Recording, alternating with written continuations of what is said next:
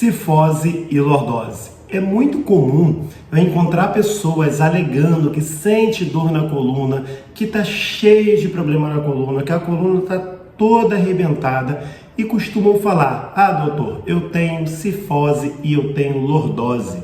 E eu vou explicar para você nesse vídeo o porquê que essas afirmações não estão adequadas.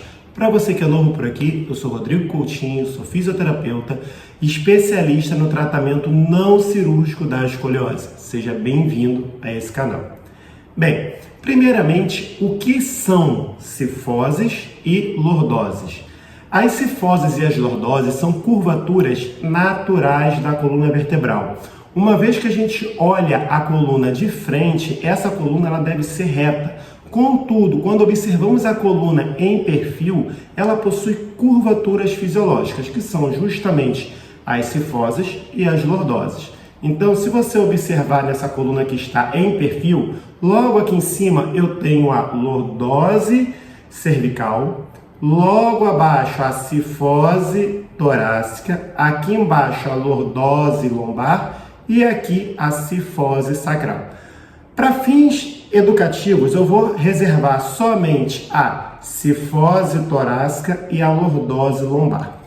O que pode acontecer com essas curvaturas? Elas podem estar alteradas, e com alteradas eu me refiro a estar aumentadas ou reduzidas. No caso, quando uma curvatura está aumentada, no caso da cifose torácica, eu digo que eu tenho uma hipercifose. No caso da lordose lombar, eu digo que eu tenho uma hiperlordose. E quando elas estão reduzidas, eu digo que eu tenho uma hipocifose, no caso da redução da cifose torácica ou retificação da cifose torácica. E no caso da lombar, uma hipolordose ou retificação da lordose lombar. Então aqui só para elucidar, eu vou utilizar a parte da cifose torácica.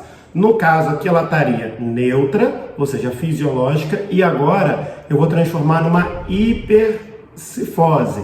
É a famosa corcunda. O contrário também pode acontecer, que é a retificação, ou seja, eu reduzo bastante essas curvaturas. O que pode acontecer no caso de uma alteração nessas estruturas?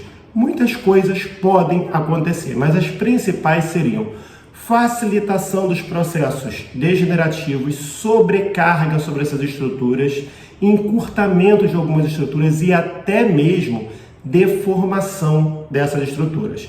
Então, se eu for pensar por esse lado, de todas essas possíveis alterações que podem acontecer, uma vez que eu tenho instalada um aumento ou uma redução dessas curvaturas, eu posso pensar, bem, realmente uma pessoa com hipercifose ou retificação da cifose ou hiperlordose ou retificação da lordose, ela pode apresentar sintomas, ela pode apresentar dor. Mas é muito importante você ter em mente que eu não posso atribuir o sintoma de uma pessoa, eu vou usar aqui como sintoma a referência de dor. Eu não posso atribuir a dor de uma pessoa única e exclusivamente porque eu identifiquei uma hipercifose ou uma hipocifose ou uma hiperlordose ou uma hipolordose. Ainda que eu tenha processos degenerativos instalados, que eu tenha hérnia de disco apresentada ali através de um exame de imagem, bico de papagaio, artrose, degeneração do próprio osso, do disco, deformação do osso. E por que eu estou dizendo que eu não posso atribuir diretamente para essa ligação direta de um ponto a outro? Ou seja, tenho dor porque eu tenho uma hérnia de disco, tenho dor porque eu tenho uma degeneração na coluna. Porque 90% dos casos de dor na coluna são de origem inespecífica. E aqui eu vou até pegar um termo mais atual, que a gente não utiliza mais o termo inespecífica, mas sim são de origem primária. É uma dor que surge sem que a gente identifique exatamente a causa, porque essa dor é multifatorial.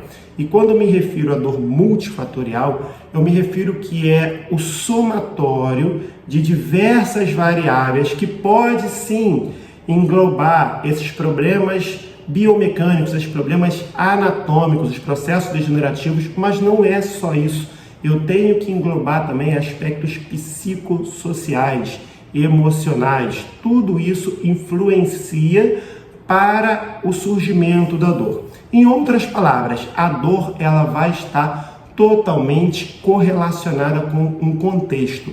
E somente em 10% dos casos nós conseguimos atribuir a dor a uma causa específica. E essa causa específica, geralmente a gente vai fazer essa relação dor e causa específica através de testes clínicos, utilizando exames de imagem somente para confirmar ou descartar uma hipótese. Então, deixa eu explicar uma coisa para você. Se você está sentindo dor na coluna, você foi até um profissional de saúde, independente de ser médico, fisioterapeuta, enfim, e esse profissional, ele fez o diagnóstico, ele falou, não, você está sentindo dor por causa disso aqui, apontando para um exame, somente isso, saiba que esse profissional não te atendeu da maneira adequada, que esse profissional não está seguindo aquilo que a literatura científica recomenda que ele faça. Ou seja, ele não te examinou clinicamente, ele não colheu a sua história de forma adequada, ele não correlacionou os seus sintomas com as avaliações clínicas que ele tem que fazer e mesmo correlacionar como que você se encontra no estado emocional, como é seu social, como que você se relaciona com você e com todo mundo. Espero que esse vídeo tenha ajudado e se você gostou, não esquece de deixar aquele joinha.